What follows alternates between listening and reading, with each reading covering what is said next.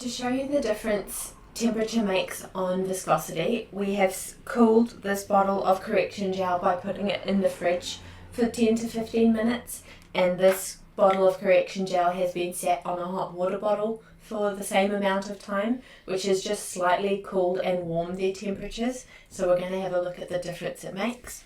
So let's look at cooled builder gel. This might be beneficial in summer if your product is just getting far too warm. Being at room temperature, putting in a fridge or ice pack would affect the viscosity.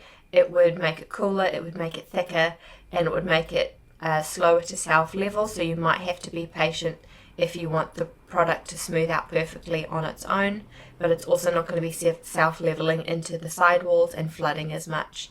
That'll make it a lot easier for doing long nails or very structured BIAB overlays. So hopefully you can see the thicker, tackier, gloopier texture of that. The bottle feels cool to the touch, but it's really not freezing. We're not trying to freeze our gels. We're just ever so slightly adjusting the temperature and viscosity. So you can see how slow that is to move off my brush. Just going to keep that other one warm.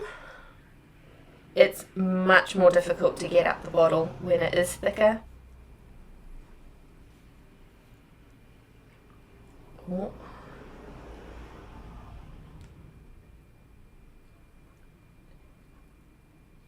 I can imagine that if I was working on a natural nail with this viscosity, it would be quite difficult to move it around. I'm really having to work the product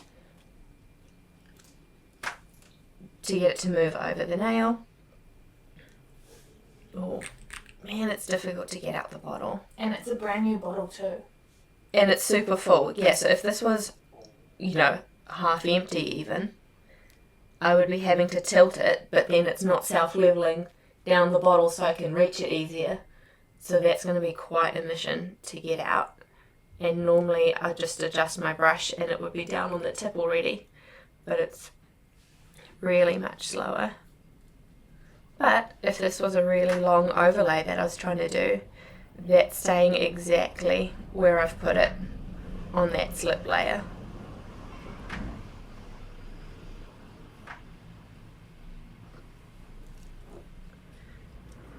It still self-levels beautifully, but I do want to readjust it a little. And we can pop that in. And then let's look at the difference of a warmed up one. Again, this is warm to the touch, like I've just been, holding it in warm toasty hands for a bit. It has been on a hot water bottle, so it is warm on the inside. But you can see that that's literally just falling off the brush. And it is a different colour, but I can tell you that they are normally the exact same consistency at the exact same temperature. Alrighty, so let's have a look at what it's like to apply. So immediately it feels more gel polish like, maybe a very thick gel polish, but it's definitely not like cold honey. And if I was, look how easily that spreads. I would be able to paint this on in thin layers much easier. But even a thin layer would be more likely to heat spike. Because it's more warmed up. Yeah, because when it's moving quickly like this, it's because all of the molecules are bouncing, so they're already moving. And then when you go to put them in the lamp, that speeds up how much they move. So if you start with slow molecules, then speed them up in the lamp, they're going a lot slower than moving molecules who got sped up in the lamp. So I'd definitely be wanting to use low heat mode on my client, even if I was doing just a thin layer of this warmed up builder gel.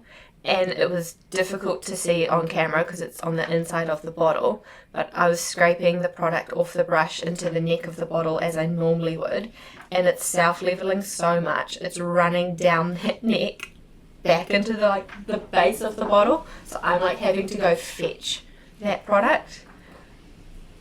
And I can see as the colour shifts, it's getting lighter in the centre of the nail and darker towards the perimeter as it's self-levelling away from the apex of this practice nail.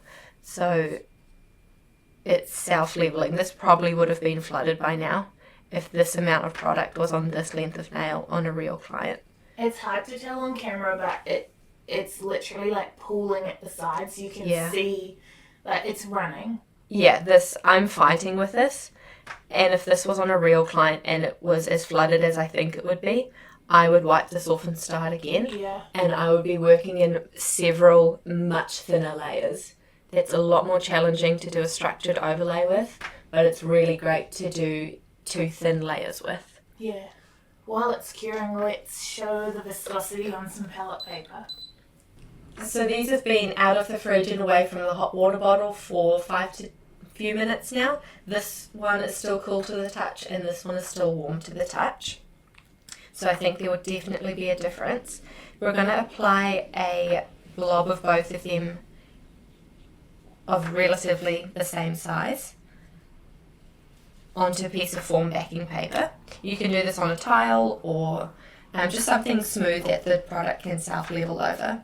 And we're going to tip it on its side as per our usual viscosity test and see what happens. And this is the same product. They are, is that equal sizes? I reckon. Yeah.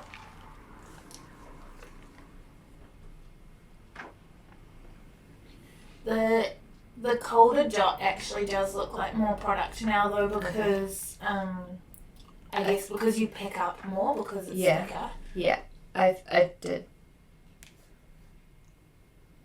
Is that We'll find out. more evener? There's a bit of variation. It's not exactly a fine science.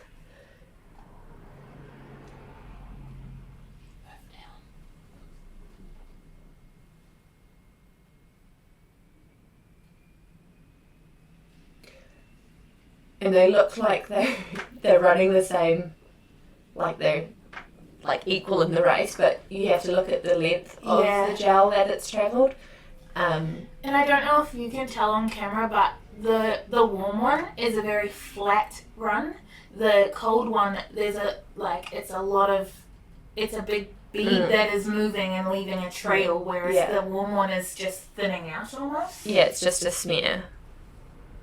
Yeah, but you can see the difference in the distance travelled. That's what. And you can see the warm one travelling. It's pretty interesting. So that's what it's doing on your nails. There we go. Cool.